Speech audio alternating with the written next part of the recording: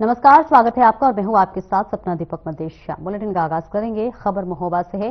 थाना क्षेत्र अंतर्गत ग्राम बेरी में परिस्थितियों में खेत में लगे पेड़ से लटकता युवक का शव मिलने के बाद से हड़कंप मच गया। युवक की मौत से परिजनों का में कोहराम मच गया है। घटना की सूचना पर पहुंची पुलिस द्वारा मृतक के शव को फांसी के फंदे से उतारकर परिजनों की मौजूदगी में पंचनामा भरकर पोस्टमार्टम के लिए भेज जांच पड़ताल शुरू कर दी गई है। मृतक के चाचा देवेंद्र सिंह ने बताया कि भतीजा अलग कमरे में सोता था, रात में घर से निकल गया और निजी खेतों में महुआ के पेड़ से प्लास्टिक की रस्सी से फांसी लगाकर आत्महत्या कर ली है। रोज की भांति सुबह तड़के जब लोग खेतों में एक तरफ सिंचाई करने के लिए गए तब उसने फांसी पर लटका देखा। बताया कि मृतक झांसी में स्थित एक कॉलेज में बीकॉम का छात्र था और विगत दिवस गांव आया था। फिलहाल शव का पंचनामा भरकर पोस्टमार्टम के लिए भेज दिया गया है। मामले की हर पहलू से जांच पड़ताल की जा रही है।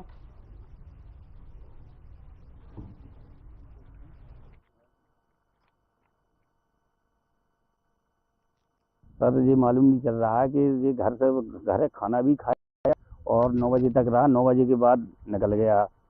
छोटे भैया को और मुझसे जो छोटा है उसको फ़ोन किया 10:42 पे कि चाचा कहाँ हो, तो बोले मैं हो। बोले तो पानी कुआ लो दिख लो खेत लो। बस कैसे बराई भी गन्ना की पराई चल रही वहीं और खेती में सिंचाई चल रही थी। और ये उसने बैग बैग भी रखा था कि झांसी टेस्ट भी कॉम कर रहा था झांसी से। तो सर मालूम नहीं चल रहा कि क्या हो गया क्या नहीं, कौन कारण से फांसी लगाई। आप लोगों को कैसे जानकारी? हमको जानकारी वहाँ छोटा भैया गया देवेन, हमसे जो छोटा है, उसने देखा कि गाना बज रहा था और लाइट न थी तो उसने मोबाइल से देखा कि जो गाना को बजा रहा है।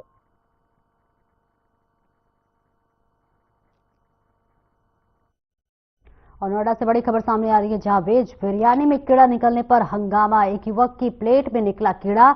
मौके पर पहुंची फूड विभाग की टीम वेज बिरयानी का लिया नमूना और इस बीच लैब में भेजा गया है सैंपल। सूचना मिलने पर मौके पर पहुंची पुलिस। इस बीच ये बड़ी जानकारी आप तक पहुंचा रहे हैं, जहां दुकान को तत्काल कराया गया है बंद। पुलिस ने आरोपी को किया गिरफ्तार और इसी के साथ साथ नाम बदल कर चला रहा था दुकान। नोएडा के सेक्टर 18 का ये पूरा मामला है। तो ये देखिए बड़ी जानकारी आप तक पहुंचा रहे हैं, जहां नोएडा में वेज बिरयानी में कीड़ा मिला है पर मौके पर पहुंची फूड विभाग की टीम वेज बिरयानी का नमूना लिया है और पुलिस आरोपी को गिरफ्तार भी कर लिया है। बता दें नाम बदलकर जो है दुकान का संचालन किया जा रहा था और इस बीच ये बड़ी कार्रवाई पुलिस की होती आ रही है, जहां लैब में भेज दिया गया है नमूने को और अब आगे की कार्रवाई पुलिस करते हुए नजर आ रही है। हालांकि आरोपी को गिरफ्तार कर लिया गया है। सूचना मिलने पर मौके पर पहुंची पुलिस, दुकान को तत्काल बंद करा दिया गया है और इसी के साथ पुलिस ने आरोपी को गिरफ्तार भी कर लिया है। नाम पर दुकान चला रहा था। बड़ी खबर, बड़ी जानकारी नोएडा से, जहां सेक्टर 18 का ये पूरा मामला आपको बता रहे हैं। अब पुलिस पूरे मामले में जांच पड़ताल करती हुई नजर आ रही है और देखिए इस बीच तस्वीरें सामने आ गई है। ये उसी दुकान की तस्वीरें हम आपको दिखा रहे हैं जहां वेज बिरयानी में कीड़ा मिला है और ऐसे में आपको बता दें कई तरह के सवाल उठ रहे हैं और नाम बदलकर इस दुकान को संचालित किया जा रहा था और अब फूड विभाग की तरफ से बड़ी कार्रवाई होती हुई नजर आ रही है। मौके पर फूड विभाग पहुंचा और अब आगे की कार्रवाई में है। मैं सैयद अबादुल्ला, खाद्य सुरक्षा अधिकारी नोएडा गौतम बुद्ध नगर। मुझे यह भी सूचना प्राप्त हुई कि वेज बिरयानी में कीड़ा पाया गया है। मैंने तत्काल घटनास्थल पर जाकर मौके पर निरीक्षण किया।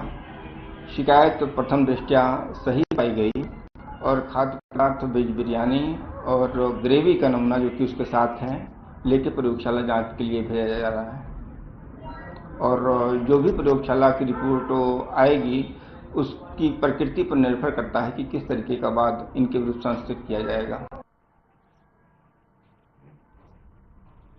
और इस बीच मेरठ से बड़ी खबर सामने आ रही है, जहां मेरठ पुलिस ने 5 हत्याओं के आरोपी बदमाश नईम को एनकाउंटर में ढेर कर दिया है। करीब 3 बजे निसाड़ी गेट थाना क्षेत्र के समर गार्डन इलाके में यह मुठभेड़ हुई है। नईम अपने सौतेले भाई के पूरे परिवार को हत्या का मुख्य आरोपी था। नईम पर पुलिस ने 50,000 रुपए का इनाम भी रखा हुआ था। नईम ने सौतेले भाई, भाभी, उसकी 1 साल की बेटी समेत 3 बच्चों को बेरहमी से हत्या कर दी थी और इसके बाद वह उनके घर में ताला लगाकर फरार हो गया था। पुलिस ने बताया है कि उन्हें 9 जनवरी को एक घर में एक दंपत्ति और उनको बच्चियों के शव बरामद हुए थे। पुलिस ने शव को पोस्टमार्टम के लिए भेज दिया था।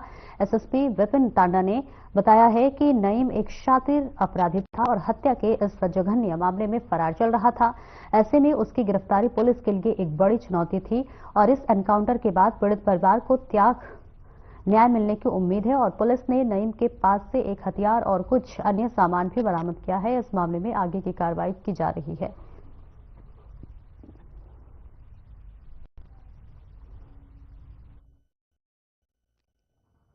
लिसाड़ी गेट में एक घटनाक्रम हुआ था जिसमें कि पति पत्नी और उनके 3 बच्चों की जघन्य हत्याकांड किया गया था। इसमें वांछित अपराधी नईम, जो कि 50,000 रुपए का इनामी अपराधी भी था और काफी समय से पुलिस को इसकी तलाश थी, उसका आज पुलिस कार्रवाई में गोली लगने से उसकी मृत्यु हुई है। जब गोली लगी उसे तत्काल अस्पताल ले जाया गया, जहां पर कि उसकी मृत्यु हो गई है। फिलहाल शव को कब्जे में लेकर पोस्टमार्टम के लिए भेजा गया है और ये 50,000 रुपए का इनामी वांछित अपराधी था, जिसके ऊपर पूर्व से भी अन्य प्रदेशों में भी हत्या के आरोप थे और उन मुकदमों में ये वांछित चल रहा था और इसके साथ ही आज पुलिस मुठभेड़ में ये कार्रवाई हुई है। और आगरा के आरबीएस ऑडिटोरियम में 15वें मतदाता दिवस कार्यक्रम का आयोजन किया गया, जहां जिलाधिकारी के द्वारा नवनिर्मित वोटर्स को वोटर आईडी कार्ड बांटे गए हैं। और आपको बता दें कि जिलाधिकारी ने कहा कि लोगों को वोट के लिए जागरूक होना चाहिए। जिलाधिकारी अरविंद मलप्पा बंगारू ने जो है छात्र छात्राओं को वोट का महत्व बताया और जिलाधिकारी ने संबंधित एवं बीईओ को स्मृति चिन्ह एवं सम्मानित किया। आरबीएस ऑडिटोरियम में बच्चों के द्वारा कल्चरल कार्यक्रम प्रस्तुत किए गए।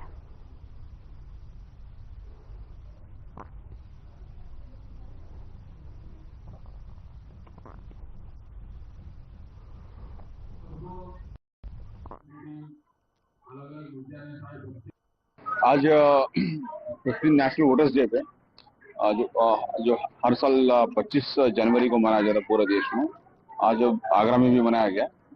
ये कार्यक्रम जो नए वोटर बनते हैं उनको एक सांकेतिक तौर पर उनको एक बधाई देते हैं और उसको जो नए वोटर्स बनने वाले हैं उन सबको वोटिंग के संबंध में, उसका महत्व के संबंध में, इनका वाइब्रेंट डेमोक्रेसी में इनका क्या संबंध में इनको अवगत कराया जाता है और नए वोटर्स जो बन रहे हैं सबको कहाँ वोटिंग करना, कहाँ अपना पहचान पत्र बनानी है, मतदाता सूची में नाम डालने, सबके प्रोसीजर के बारे में बताया जाता है।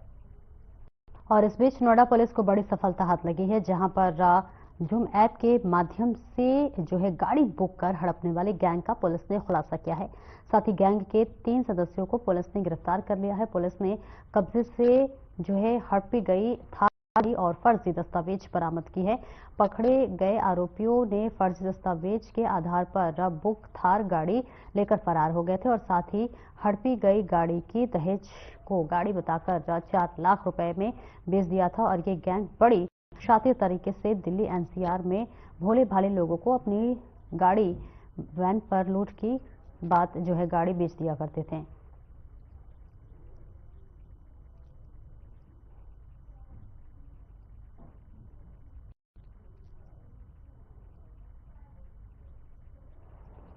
थाना बिस्तर पुलिस टीम द्वारा एक सराहनीय कार्य किया गया, जिसमें एक गाड़ी चोरी करके बेचने वाली गैंग का पर्दाफाश हुआ। इसमें कुल 3 लोगों की गिरफ्तारी हुई है। यह लोग पहले एक ऐप जिसका नाम जूम कार है, उस ऐप के माध्यम से कुछ घंटों के लिए गाड़ी बुक करते थे। गाड़ी ये लोग अपने किसी अन्य साथी के कागज लगाकर उसकी आईडी से बुक करते थे और उसके बाद जब ये गाड़ी बुक करते थे तो उन घंटों के लिए ये लोग जो भी गाड़ी के ओरिजिनल कागज हैं, आरसी और अन्य जो कागज गाड़ी के होते हैं, वो गाड़ी के कागज ले लेते थे और उतना पेमेंट करके, कुछ घंटों का पेमेंट करके लोग फरार हो जाते थे। फरार हो जाने के बाद ये लोग उस गाड़ी को अन्य लोगों को बेच देते थे और उस गाड़ी को खुद का ही बताते थे, क्योंकि उनके पास आरसी होते थे और किसी न किसी बहाने के नाम से ये लोग गाड़ी को खुद का बताकर दूसरे लोगों को बेच देते थे।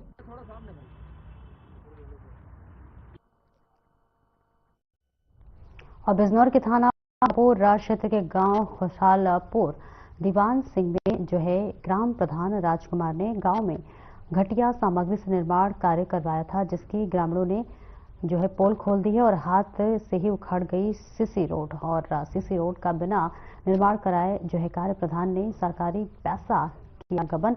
3 साल से गांव में तैनात सफाई कर्मचारी गांव में ही नहीं करने पहुंचा। एक दिन भी सफाई डीएम के आदेश पर जांच करने गांव में पहुंचे एडीपीआरओ ने निर्माण कार्यों में गुणवत्ता की कमी पाई, जिसके बाद एडीपीआरओ ने रिपोर्ट उच्च अधिकारियों को भेजकर कार्रवाई की बात कही है। प्रधान पर दिव्यांगों के शौचालय और पुलिया निर्माण, शिशि रोड निर्माण, फर्जी जॉब कार्ड और कचरा प्रबंधन केंद्र में हेराफेरी कर सरकारी पैसा गबन करने का आरोप लगाया है। फिलहाल एडीपीआरओ के जांच में निर्माण कार्य में गुणवत्ता की कमी पाई जाने की बात कही गई है।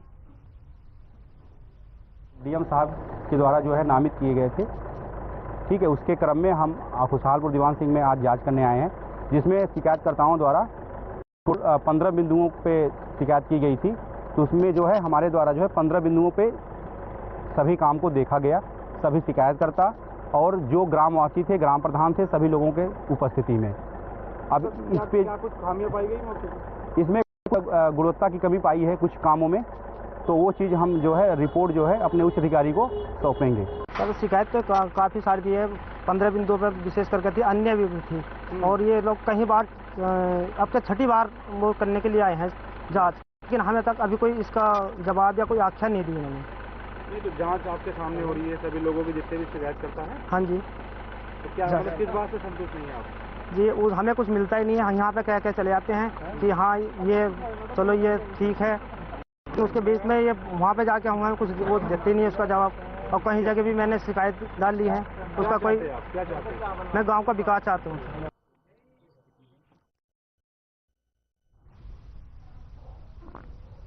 और बीजेपी के क्षेत्रीय समिति सदस्य प्रशांत केशरवानी नाम नगर पंचायत सिराथू अध्यक्ष भोला यादव बीजेपी एवं जिलाध्यक्ष अनिता त्रिपाठी ने पूजा और झंडी दिखाकर बस को रवाना किया है। आपको बताते चले कि अमरीश मिश्र ट्रस्ट द्वारा आयोजित निःशुल्क बस यात्रा के तहत श्रद्धालुओं को इस महाकुंभ संगम में डुबकी लगाने का अवसर मिला है। यात्रा के 6ठे दिन श्रद्धालु बड़ी संख्या में संगम पहुंचकर पुण्य लाभ प्राप्त कर रहे हैं और इस यात्रा में धार्मिक आस्था और भक्ति का प्रतीक है। भक्तों के लिए एक आदिवासी अनुभव बन रही है। निःशुल्क बस सेवा में श्रद्धालु यात्रा कर रहे हैं और संगम में स्नान कर रहे हैं, जिससे कि उनकी धार्मिक आस्था और विश्वास और भी बल मिल रहा है। इस दौरान गुड्डू त्रिपाठी, टिंकू त्रिपाठी, भानुपाल, सभासद मिथिलेश, सुषमा केसरवानी,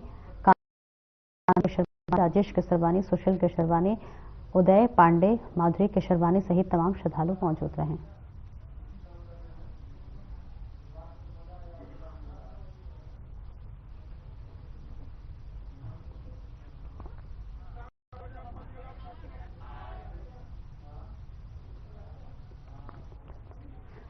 डीआईजी मुरादाबाद मुनिराज बिजनौर पहुंचे, जहां थाना समाधान दिवस के अवसर पर डीआईजी ने थाना अफजलगढ़ से जन सुनवाई की। डीआईजी ने लोगों को जन शिकायतों को सुना और साथ ही एक शिकायत का मौके पर ही निस्तारण किया गया है। जन सुनवाई के दौरान प्राप्त जन शिकायतों के गुणवत्तापूर्ण निस्तारण के लिए संबंधित को आवश्यक दिशा निर्देश दिए गए हैं। मामला बिजनौर के थाना अफजलगढ़ का है।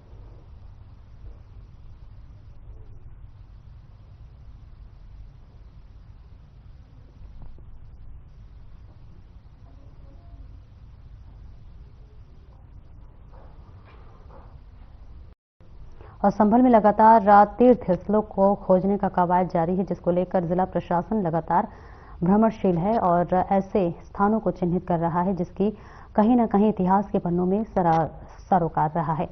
संभल में तीर्थ स्थलों को लगातार खोजबीन के दौरान संभल के जिलाधिकारी डॉक्टर राजेंद्र पेंसिया और पुलिस कप्तान कृष्ण कुमार बिश्नोई आज संभल सदर तहसील क्षेत्र के गांव दहेली पहुंचे, जहां पर प्राचीन महर्षि दादीजी के आश्रम का निरीक्षण किया, जिसमें जिलाधिकारी राजेंद्र पेंसिया ने कहा है कि संभल में ऐसे स्थान जहां पर तीर्थ स्थल है उनका जीर्णोद्धार किया जाएगा। महर्षि दादीजी आश्रम प्रत्येक आश्रम है, यहां पर आने जाने वालों के लिए रास्ते को बड़ी समस्या है और जल्द से जल्द रास्ते की व्यवस्था कराई जाएगी और संभल को पर्यटन स्थल के रूप में स्थापित किया जाएगा, जिनसे कि संभल को अर्थव्यवस्था में मजबूत होगी। और महर्षि दादीजी आश्रम पर आए जिला अधिकारी ने जानकारी देते हुए बताया है कि संभल में म्यूजियम की भी व्यवस्था की जाएगी।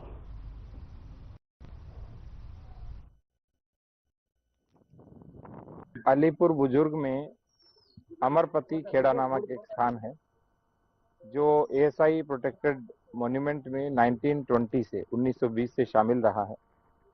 हमें पता चला कि पिछले लगभग 70-75 वर्ष से वो स्थान मिल नहीं रहा था, क्योंकि वहाँ पे जो गुरु अमर जी थे, उनकी समाधि थी, वो पूर्ण रूप से नष्ट हो चुकी थी, मिल नहीं रही थी। तो 2 दिन पहले जब हमारी रेवेन्यू की टीम ने इस ओर ध्यान दिया और साथ में एएसआई की टीम भी थी, तो उनके साथ में ये स्थान मिला है जो एएसआई की प्रोटेक्टेड श्रेणी में आता है। वर्तमान में वहाँ लगभग 2 बीघा के आसपास जमीन है।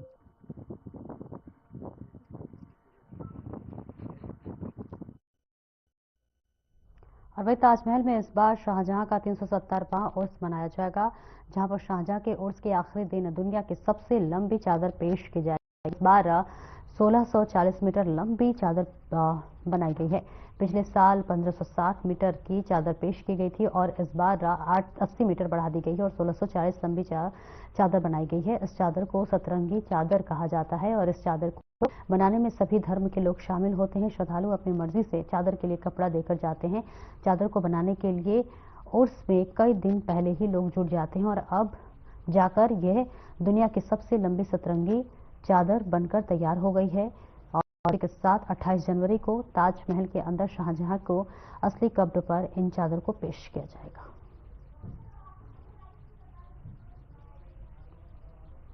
ये 370वां उर्स है। इसमें हिंदुस्तानी सतरंगी चादर, सब धर्मों की चादर चढ़ाई जाती है, जिसकी लंबाई, कपड़ा जो उसके अंदर लगा हुआ है वो 1640 मीटर का कपड़ा है और इस कपड़े का नाम, चादर का नाम समस्त हिंदुस्तानी सतरंगी चादर है, क्योंकि इसको सब हिंदू, मुस्लिम, सिख, ईसाई सब आपस में मिलकर इसको बनाते हैं। वो एक पैगाम जाता है आगरा से ताजमहल से कि एक हिंदुस्तानी सतरंगी चादर चलती है जिसमें समस्त धर्मों के लोग भाग लेते हैं। और उसके बाद जो है सुबह ये चादर चढ़ेगी, सुबह से लेकर शाम तक चादर का 28 तारीख को सिलसिला चला रहेगा।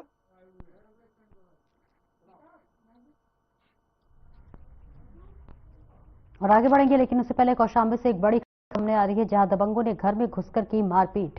पुराने विवाद में किया हमला, धारदार हथियार से किया जानलेवा हमला। मारपीट में महिला समेत कई लोग हुए घायल। घायलों को निजी अस्पताल में भर्ती किया गया है, जहां उनका इलाज चल रहा है। पीड़ित पक्ष ने पुलिस से की है शिकायत। बड़ी जानकारी की खबर आपको दे रहे हैं, जहां कोखरास थाना क्षेत्र के सिरोही बरीपुर गांव का ये पूरा मामला आपको बता रहे हैं। बड़ी खबर, ये बड़ी जानकारी आपको दे रहे हैं कौशाम्बी से, जहां दबंगों ने जो है घर में घुसकर मारपीट की है। कौशाम्बी से ये बड़ी जानकारी, दबंगों का यहाँ दबंगई देखने को मिला है और इस बीच पुराने विवाद में हमला किया गया है।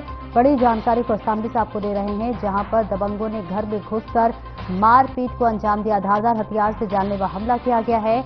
मारपीट में महिला समेत कई लोग घायल हो गए हैं और ऐसे में घायलों को निजी अस्पताल में भर्ती किया गया है, जहां उनका इलाज चल रहा है। पीड़ित पक्ष ने पुलिस से शिकायत की है, मदद की गुहार लगाई है। क्या कुछ कार्रवाई होती है देखना दिलचस्प होगा, लेकिन इस बीच ये बड़ी जानकारी, जहां दबंगों की दबंगई देखने को मिली है। धारदार हथियार से हमला किया गया है, बताया जा रहा है। मारपीट हुई है और इस मारपीट में महिला समेत कई लोग घायल हुए हैं। जो घायल हुए हैं उन्हें अस्पताल में भर्ती कराया गया है, उनका इलाज चल रहा है। किस वजह से यह हमला हुआ है फिलहाल अभी इसकी जानकारी सामने नहीं आई है, लेकिन पीड़ित पक्ष पुलिस से जरूर गुहार लगा चुका है, शिकायत की है और आगे क्या कुछ पुलिस कार्रवाई की है देखना होगा। और खबर बिजनौर से है, जहां पर ग्राम प्रधान द्वारा घटिया सामग्री से निर्माण कार्य की पोल खुल गई है। ग्रामीणों का आरोप है कि प्रधान ने सरकारी पैसा गबन कर लिया है और वही ग्रामीणों का कहना है कि गांव में जो है कभी भी सफाई कर्मचारी नहीं पहुंचे और वही एसडीपीआरओ ने निर्माण कार्यों में गुणवत्ता की कमी को देखते हुए जांच के आदेश दिए हैं और ये रिपोर्ट उच्च अधिकारियों को भेजकर कार्रवाई की बात कही है।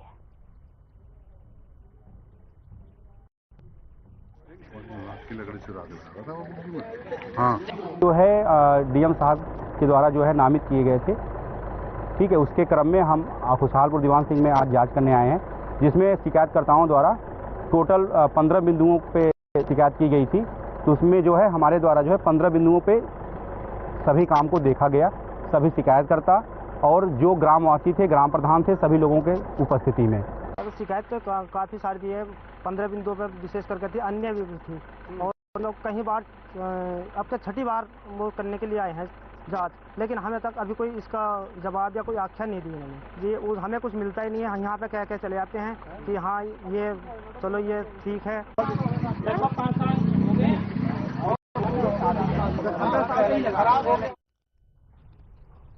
और वहीं गाजियाबाद जिला कोर्ट में social media influencer Elvish Yadav के खिलाफ मुकदमे के आदेश दिए गए हैं। अपर सिविल जज कोर्ट ने कंप्लेन केस में बीएनएस की धारा 177(4) के तहत नदग्राम थाने में मुकदमा दर्ज करने के आदेश दिए हैं और उन पर मेनका गांधी के एनजीओ पीपल फॉर एनिमल्स के सदस्य सौरभ गुप्ता के घर में जबरन घुसने और उनका पीछा करने का आरोप है।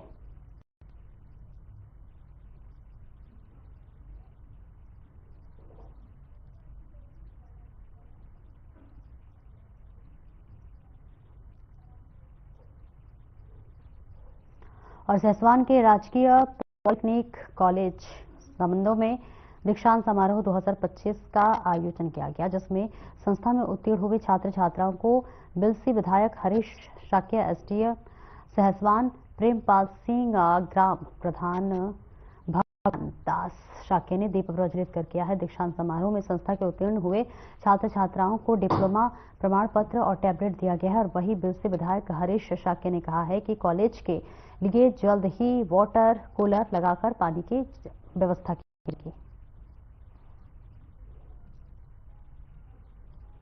इस बीच तस्वीरें आपको दिखा रहे हैं जहां कॉलेज में व्यवस्था को लेकर बात कही गई है और इस बीच पानी को लेकर भी देखिए कई तरह की व्यवस्थाओं की मांग के जरिए हालांकि आश्वासन भी दिया जा रहा है कि जो तमाम मांगे हैं उसे पूरा कर लिया जाएगा। लेकिन इस बीच ये तस्वीरें आपको दिखा रहे हैं जहां कॉलेज की व्यवस्था को लेकर लगातार बात की जा रही है कि जो भी व्यवस्था है सुचारू रूप से किया जाए और इसी के साथ साथ जो भी कमी है कॉलेज में उस पर विचार विमर्श किया जाए और उन्हें पूरा किया जाए। तस्वीरें आपको दिखा रहे हैं जहां कॉलेज में व्यवस्थाओं को लेकर अब देखिए बात की जा रही है और इसी के साथ साथ गुहार भी लगाई जा रही है कि पानी से संबंधित व्यवस्था हो या फिर जो भी व्यवस्था हो पूर्ण रूप से हो। तो कॉलेज में व्यवस्था को लेकर यहां पर बात की जा रही है। फिरोजाबाद में राठौर समाज के लोगों ने सीतापुर सांसद राकेश राठौर के खिलाफ दर्ज दुष्कर्म के मामले का विरोध किया है, जहां बबलू गोल्डी ने कहा है कि सरकार अपनी पावर का गलत इस्तेमाल कर रही है और झूठे मुकदमे में लोगों को फंसा रही है। हम मांग करते हैं कि पीड़ित महिला का नार्को टेस्ट कराया जाए जिससे कि सही तथ्य सामने आए।